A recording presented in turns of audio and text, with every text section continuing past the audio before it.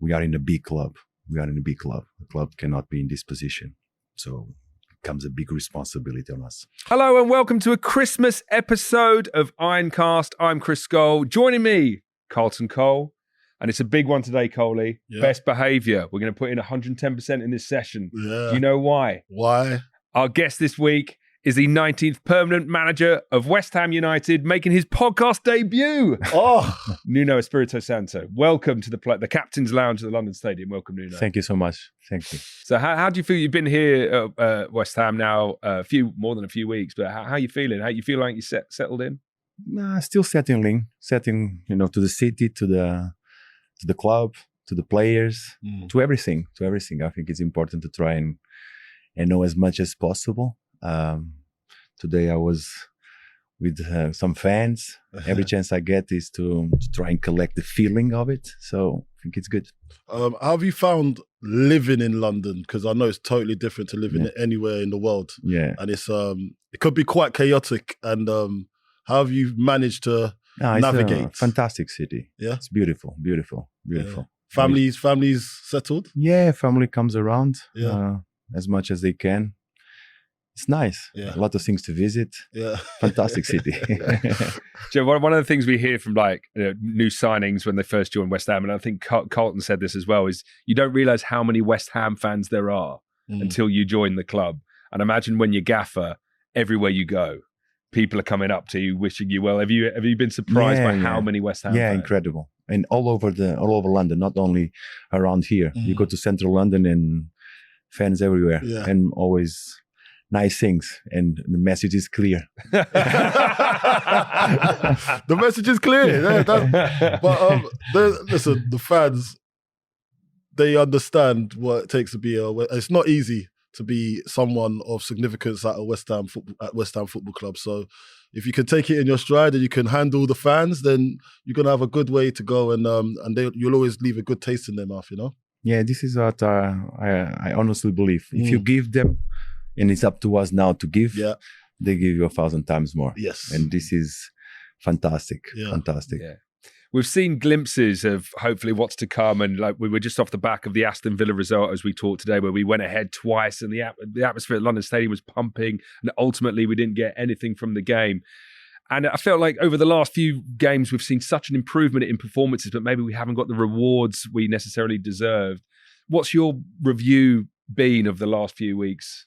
I think the team is improving. I think becoming more solid, playing better, combining better, more complicities, more routines. And football's been cruel to us. It's been cruel. And it's tough. And it's tough, especially on the players. Sunday was another one. Brighton was tough to take. You know what I mean? Sometimes it's you, sometimes it's not you. So all these things, and you put together, plus the situation that we are, the need that we have. But the improvement is there. Something is missing, but positive that we're going to get there. It's a matter of staying together, working as the boys are working, really hard, committing. And competing. I've been to the training ground not as often as I wanted to go, but I like to give space for the new manager. But every time I've gone into that environment, I feel the players are happy, and that's the main thing. They're happy to work. They're happy to work hard. They're happy to go out there and leave everything out on the training pitch and improve, as you're saying. Is that the main thing for you, for them to take on the information that you're giving them and trying to take that on and take it and transfer it onto the pitch? Yeah, definitely. Yeah. The training ground is where you have the chance to put things together. Yeah. And the priority was to try and get as much knowledge of the player, not only the player, the person behind the player, as fast as possible. I think we still are on that process. After try to, when you identify that and you know the fans, you know the club, then when you put all these things, is try to create an identity, and this is the main thing that we are chasing. There's been improvement, but how we've been handling all the game is not still there, and the players are aware. But definitely the environment is good. The players are committed. They are They are aware of the responsibility that we have as a group in the club that we are so big. So that's the first step for everything. The commitment and the belief, the respect among ourselves, them understanding my decisions, me trying to respect and be honest as much as I can. So that's the basic for a nice environment of work. Then you definitely to work together. I get, but implementing all that, it takes time, right? Are you happy with how quickly they're adopting your methods and ideas? Do you feel like the progress is there? You can see it. You're happy with how it's going so far? They are giving everything. And that is the more important thing. And it's not me putting across my ideas. Is believe me, is trying to know them really, really well. The moment that you know them really well, all the squad, then you can start putting together your ideas, and the acceptance of the idea, it's better. So I will tell you that we are in the process, but I'm very honored to work with the boys every day. Very honored. They are honest. Some of them are not happy. But this all together, and at the same time trying to work without conflict, being honest, I'm delighted. I remember when obviously when I wasn't starting the matches, and a few other managers have always said to me, I always put special attention on the players that don't play every game, because they're the ones that create the environment. And it looks like you do the same thing, so you can make them feel more happy. And then the ones that are playing, you don't have to talk to them too much because they're happy to start the game. Is that the same way that you approach it? More than ever, I think us as coaches, we have to know how to deal with persons. You know, more than anything. It's not about only the player. It's how you deal with the human being, knowing that your decisions affect so much. And some decisions are tough. And when you don't take a player on the squad, that reflects deeply in his personality when he goes on. So I try to be as honest as possible, but always believing that they should understand also, and take away the part of being selfish and thinking about themselves, especially in a situation that we are. There's no space for being selfish. Well, it feels, Nuno, over the last few games, we've had so much bad luck. I was thinking the Brighton game, I think that was their first shot on target that resulted in the goal, right in the 92nd minute or whatever it was. And then you look at the Villa game, and Mavropanos scores the own goal. It's so unlucky that kid comes off the back of his head or whatever it was. Jared Bowen scores the goal that would have put us 3-2 up, and he's offside by such a small margin. How do you personally deal with that bad luck? I mean, as a fan, it's easy for me to just get frustrated, but for yourself leading the team, how do you personally deal with all that bad luck? Look, I would lie if I tell you that that feeling goes away fast. It doesn't. It hurts. It's painful. So you go home, you deal with that, and you take and believe that time is going to take care of things also. And then in the right moment, you address the players in the right moment. I think we have a group of players that are mature already. So, when it hurts, and it's part of the game. Hopefully, you're going to be on the other side. And always this belief that things can change, and it's up to you to make things to change. But be honest, face the reality, and see that there's improvement needed. Because it's not enough to perform well and then have bad luck.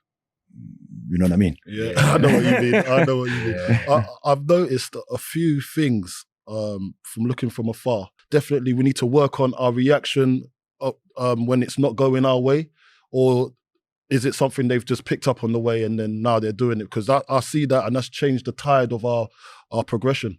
Yeah, and to prove that we are being able to bounce back from results. We are chasing sometimes and getting there and achieving results coming from behind.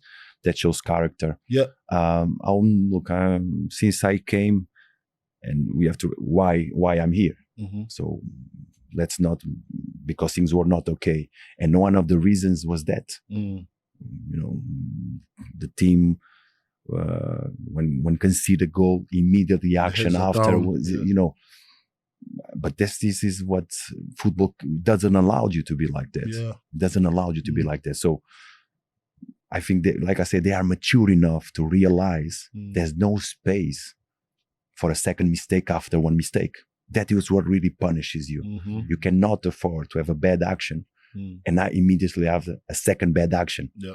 It makes things really, really hard. Yeah. So the reaction should be the opposite of it. Yeah. So we're still on it. We're still working on some things and believing that this kind of character will improve our togetherness, our will to fight. Yeah. So, but we need it. We need it, and not only on the games. You need it every day. Every day. Yeah. In the training session, in the building. Sometimes it's hard when people don't see you. Yeah. So you need to keep being honest and hard work. Yes. Yeah.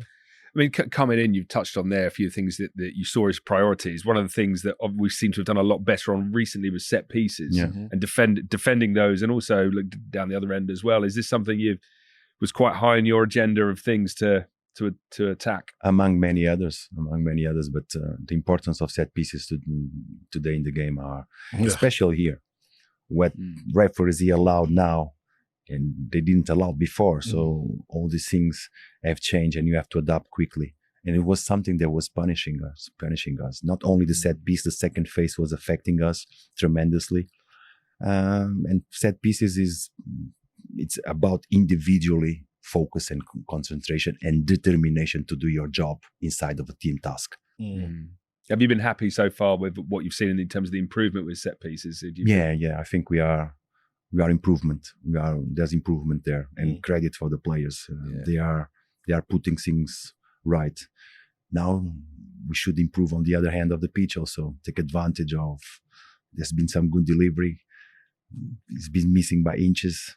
We'll get there. Yeah. I'm a great believer in you got to keep on knocking on the door, and one day the door's going to open, And I think we're on that cusp. We're quite close. Yeah, we did it. So close. We did it at Old Trafford. Yeah, we did it at Old Trafford. So close, and getting better and better as it goes on. Yeah, I think it was a great example of this new mentality we seem to have, that Man United game where we'd done so well to fall behind. We didn't crumble at all. In fact, we went on, we really pushed on, could have easily ended up winning that game. I thought it was a great advert for how things have improved in particular. I wanted to touch on the coaches, because obviously you've got Mark Robson and Steve Potts on the coaching staff. And Billy and Jared. Yeah. Right. They're my guys, huh? Yeah. They're my guys. Yeah. And I mean, like Mark and Steve, Steve Potts in particular as a player was an amazing player here, former Hammer of the Year. We're in the Captain's Lounge, his pictures over there somewhere.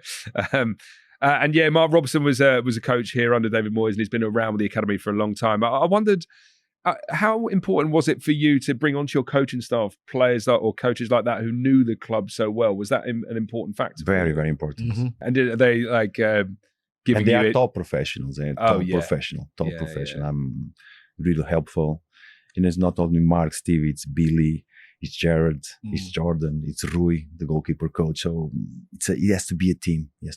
We had a good meeting the other day, because we do a technical board meeting, and your name came up obviously, and Mark Robson was very complimentary about the way you're intricate and you're very detailed, and the way you structure and you've got a plan.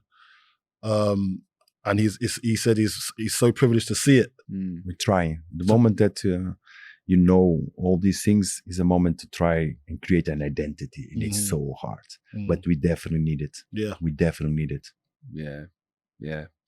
But one of the good things as well about having Mark Robson and Steve Potts around is like they know the history of the club, and in particular they know the history of some of our legendary players. And we lost one recently, Billy Bonds, whose picture's just behind us here in the Captain's Lounge. Obviously we had the celebrations of his life and career before the game against Aston Villa. Did they convey to you his importance to the club? Yeah, they really did it. And it was a tough day. It was just before, I think 11:30 we got the news before the game. And he affected them so much, and the way they spoke about Billy Bonds, I really felt what it meant for us as a club. Really, really felt. Yeah, I quite like as well. Freddie Potts is like, he's almost been bred to be a West Ham player, isn't he? He's got like, and I feel like the identity of Billy Bonds and Billy Bonds' legacy is almost tied up. Having a player in the first team like Freddie Potts who understands that is is fantastic as well. You can feel like that legacy pouring through into latest generation of academy players. And actually, speaking of academy players, we've had a few more. You've introduced a couple of recently. Ezra Myers came in, as did Mamadou Kante as well recently. Yeah. And I wondered, how important is that for you to see some of these academy players coming through? Very, very important. The energy that the boys bring to the training sessions, the commitment, the no worries. Oh yeah, You know what I no mean? fear. But the main reason was to try and elevate the levels inside the training session by those energy that I mean, but also trying to anticipate what we are suffering now. So we don't have Aaron, we don't have Malik. We need bodies in the in defense as backups, options. Like you said, Ezra came into the game, Mo came into the game, and they were going to have their chances. I think they were going to have those chances because they're going to be needed. Yeah, I'm really excited by Mo Kante. Have you seen? I mean, Colin, you must have seen some of the goals he's been scoring at academy level. Unbelievable.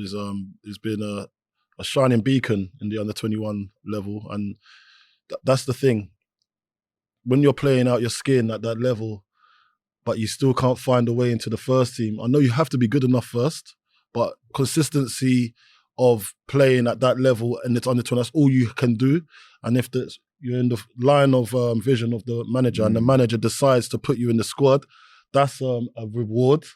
And then actually to get on the field and make your debut at Manchester United in Old Trafford, he must have thought, this is Christmas come early, no? But the next day he was playing Colchester. I know. You know what I mean? Tuesday. So, don't get too carried away. You know what I mean? So we have Callum Marsh and we have George Earthy. Yeah. You know, there will not be spaces for everybody, but I truly believe inside of the culture of the club, people from academy, boys from academy are important. Yeah, definitely. And it's not because us as coaching staff, we believe that we have something there to work on and make it better, like all the players in the squad. Yeah. I'm going to talk a little bit about your playing career, Nuno, actually. And there's something that actually, your fates were interlinked, actually, yourself and Carlton Cole at one point. Your fates. Our fates. Your fates. Yeah, well, so you were part of that famous Jose Mourinho Porto team, which won the Champions League. And obviously, Jose Mourinho then goes to Chelsea, where he's managing Carlton Cole. So within a year of each other, you were both managed by Jose Mourinho back in his pomp when he was the chosen one. I was only a sub for him. We could connect in that capacity, no? But very good manager. Still is a fantastic coach, fantastic manager. When you saw that and you saw all of that success at Porto, I always say you have to be in a room to understand the feeling of what a winner feels like. Although I might not have played enough of much as I wanted to in that being in that building, but being to see the eyes of a winner and see what it takes to give that energy and that skill and that experience to younger players or your team that you're coaching, I think is a very, very good thing. Although that people always say to me, listen, you didn't win anything, but I've been in the room where I've seen winners. Do you feel the same kind of way, or? Yeah, I've been privileged enough and lucky to have shared dressing rooms with big players. Yeah. And big players, not only big players, but winners. Yeah. And you can see, and I always believe that there are moments in time that the special people come together in a special moment and make things happen. Yes. Because many times can be more talent, can be whatever, but things has to come together to create this atmosphere of believing that you can beat anyone. Yep. And what I believe is a winner. He's not winning after, he's believing that every match you can win. Yeah. You can honestly win. Yeah. The moment that you have that inside of you, and it's not easy because opponents are so difficult. Yeah. So at the same time, you cannot be totally disconnected from reality. But creating this belief is what we are trying. And there are winners inside our dressing room. There are winners. There are. Yeah. Yeah, as a player, you were a goalkeeper. Yeah. And I think I don't know many managers who were goalkeepers earlier in their career, but I wondered, I wondered whether it gave you a completely different perspective on the game of football because you're sitting at the very back, watching the field of play, watching the play develop. Was that did you want to get into football management even when you were a goalkeeper? No. Never thought about it. Really? It's like, no. Never thought about it. Why? Just, it comes, and when it comes, you fell in love, and therefore you cannot stop. Then you start chasing your career as a coach. But I was playing. I was never into coaching. Never into coaching. No. I always say, I've said this before. Goalkeepers are a special breed, anyway, because where you throw yourself on the floor, there's going to be some damage, somewhere, and you guys think a lot different to the outfield players per se. I just can't connect a goalkeeper being a manager. I've never done it, and then when I saw you, I knew that you broke the code. So then you made me believe. There are other cases, but look, it's an individual sport inside of a team sport. Yeah. And what, if you can say something, is the responsibility of your task. Okay. That can help you eventually to become a coach, because the responsibility is really present, is part of you. Yeah. So it grows with you. Because you make that one mistake and it's all your fault. Yeah. So you have to try and make as less mistakes as possible. Be responsible enough to recognize that your mistakes can affect so many things. I've learned something today. I didn't look at it like that. For someone who didn't really want to get into football management, you've just achieved your 300th game in English football last Sunday. I mean, you must be proud of that longevity. Amazing. It's hard to be a football manager. Even we heard Jurgen Klopp last year talking about the stresses of football management these days. I mean, the media work you have to do, such as this, and dealing with as many players as you have to. These egos, everything, tactics, fans, supporters.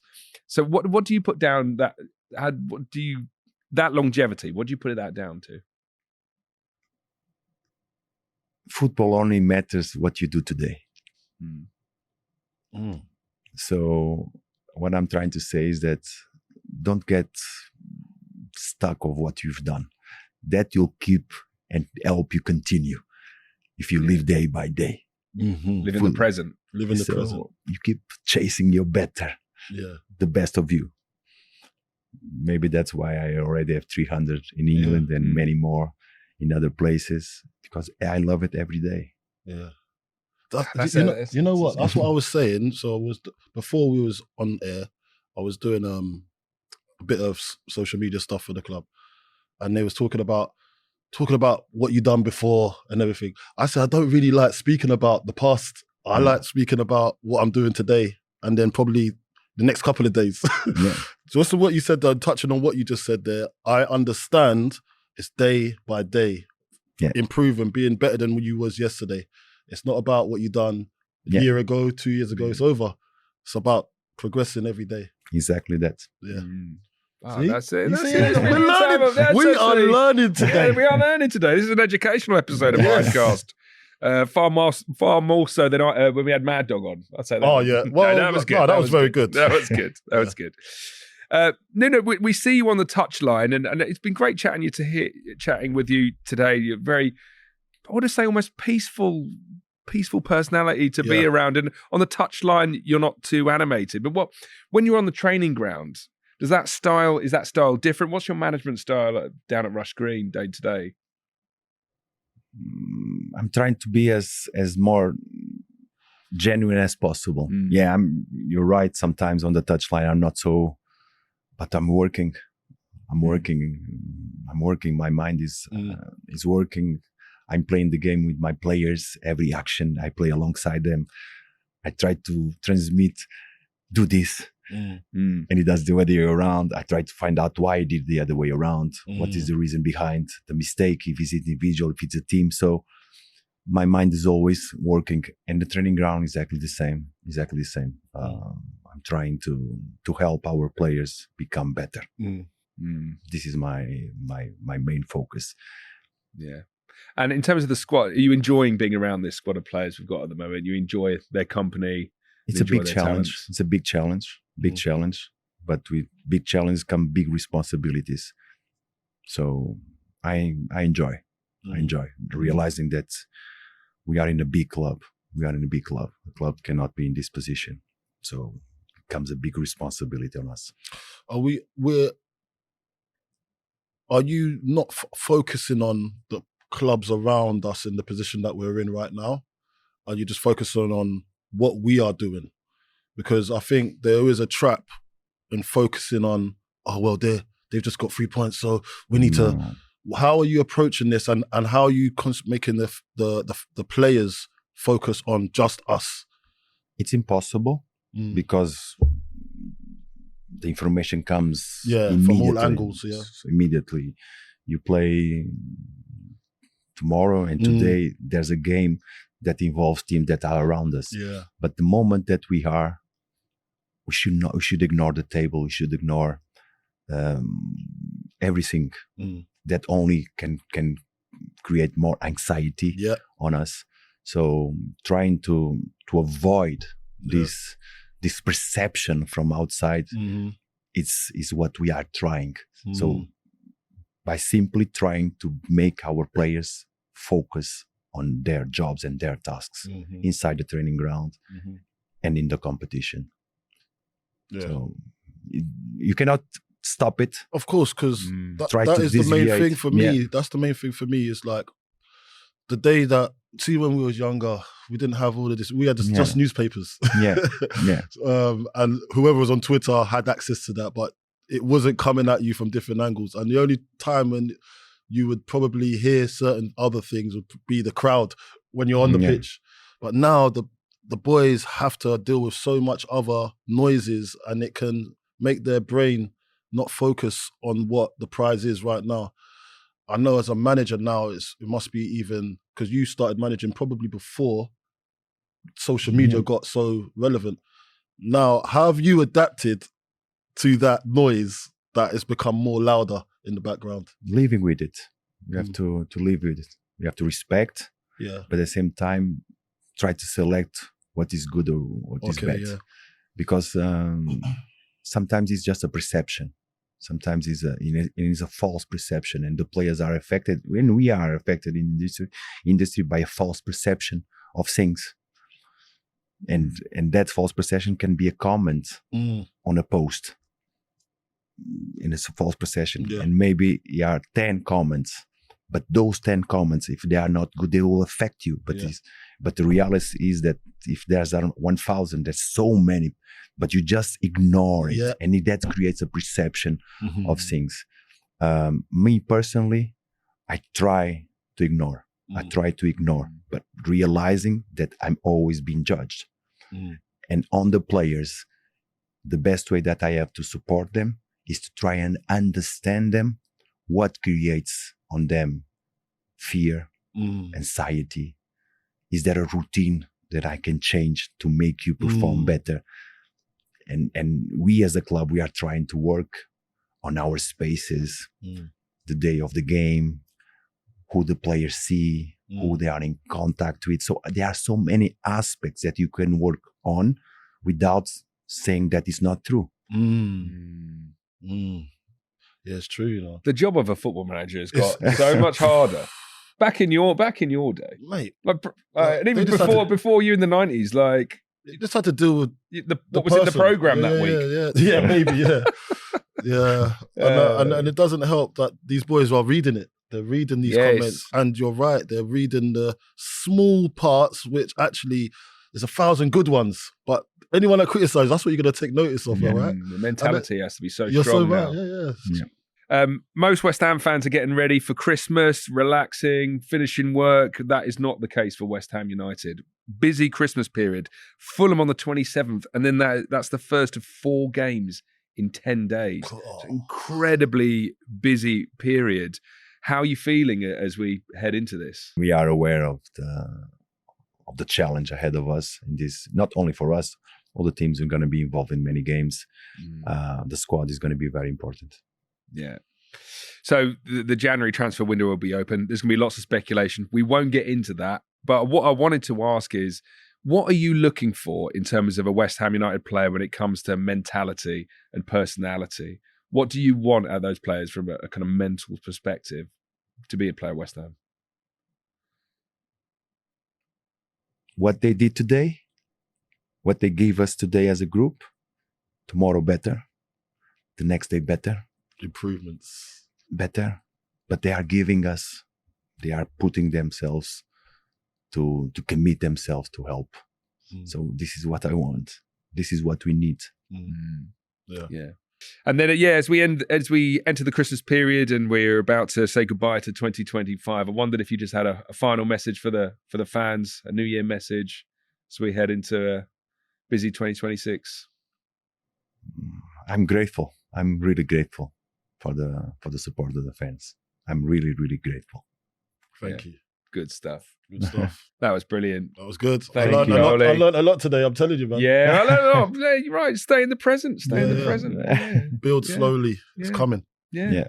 Well, that was a great debut podcast. Thank you. I think I'm sure you've got many more podcast appearances. I don't think he has, to be fair. I don't think he wants to do it. Dan knows. That's it, mate. This was a special one, and this is a very rare. Thank you for having me. It was really nice. Thank you so much. Yeah, no problem. Well, best of luck, Nuno, through the Christmas period and New Year. As I often said, your success is our success. So West Ham fans everywhere behind you. We want you to win. We want you to succeed. So thank you so much for your time. Cheers again, Coley, and thank you for listening. We'll see you next time on Ironcast. Until then, have a good Christmas and come on, you Irons.